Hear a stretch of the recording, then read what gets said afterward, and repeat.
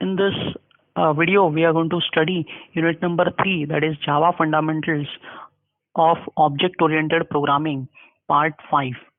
In this, we are going to study about arrays. Array is a collection of similar uh, types of elements. Thus, grouping of similar kind of elements is possible using arrays. Typical arrays are written along with the size of them. The syntax of declaring array is shown below. That is the data type, then array name, and in square brackets we have to specify the size of that array. As we have seen earlier also, that is array is a non-primitive data type. Hence, we can store number of different elements in of same data type in one array. We have seen here, we can see one example. A is equal to new integer type of array, and the array of the size of this array is 10. We'll see one example of how to create an array. For that, we have created one class, that is simple array, in which we have written the main function, and in main function I have declared one array named as A, which is of integer type, and we have declared the size of that array, that is A is equal to new int 10. That means the array size is 10. We can store similar uh, variables, numbers, or elements of same data type in one array. Therefore, afterwards we have used system.out.println, storing the numbers in array, in which a the zero element in is 1, then first element in array will be 2, then second element in the array will be 3. In this way, we have stored 9 from 0 to 9, that is 10 different integers, similar data types, numbers in one array as A. And afterwards, we are displaying the number which is at the fifth element, that is by using plus a in bracket 5. Therefore, the fifth element is 6, and hence in the output we see 6 as the output. Now we'll see another type of array which is called as ragged array. Is more than one dimensional. This is multi-dimensional array in which each dimension has different size. Means it is not as two-dimensional array. It can be three-dimensional, four-dimensional, and each array will be of different size. The dimension will be of different size.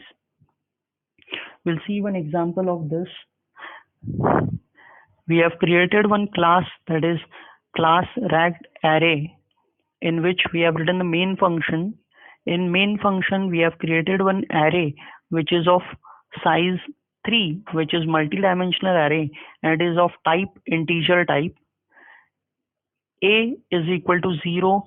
It has its size is 4, means it has 4 different rows.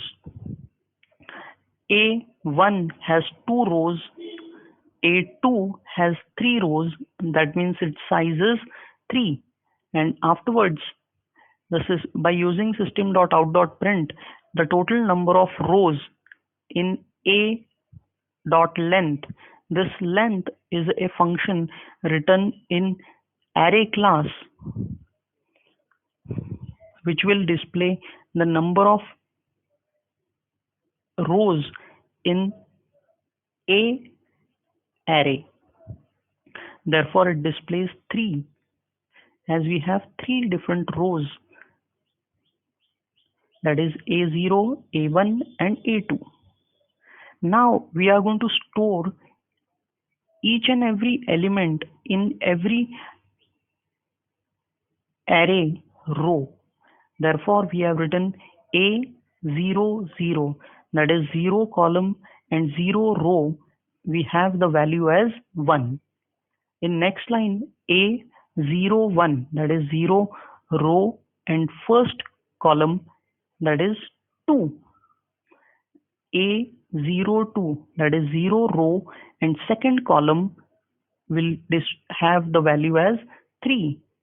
A 0, 3, that is 0 row and third column will have the value as 4. This is all we have, that is 0 row, that is the first row will contain 1, 2, 3 and 4, which you can see, and the output also, that is 1, 2 and 3 and 4 are stored in the first row, which is 0 row. In the second row, that is A1, 0, that is first row and 0 column, that is in array we have seen that is the first number is having the index as 0, therefore it is 0, 1, 2 and 3. Therefore the 0 index has value 1, the first index has value 2, the third index has value 4, and fourth fifth index will have the value as 4. In this way we are storing each and every variable, and afterwards we are displaying the value of this array using for loop. In for loop we have used I for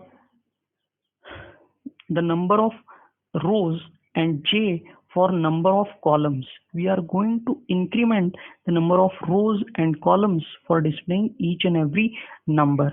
Hence, we get the output in the form of array. Now we'll see two-dimensional array. The ragged array and two-dimensional array has only one difference, that is in two-dimensional array the row number of rows and number of columns are same, but in ragged array as we have seen, the number of rows can change. It cannot be same for each and every column. The same way we can, as we have seen, to declare a simple array, the syntax what we have seen for declaring simple array, the same syntax is used for declaring the two-dimensional array also. We'll see the example of this.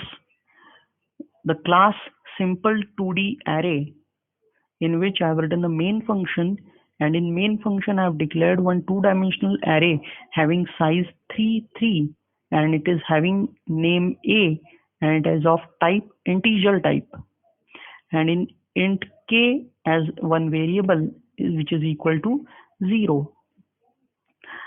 Afterwards, for entering the value of one by one element of the array, we have used for loop. Here again, the I is used for row and j is used for columns, and in this way we are putting each and every value into the array A, and here k is incremented by 10. Afterwards, the block which we have written below, this block is used for displaying the value which we have stored in two-dimensional array. Therefore, in the output, we can see a two-dimensional array at the output. Thank you. Hello friends, in this video we are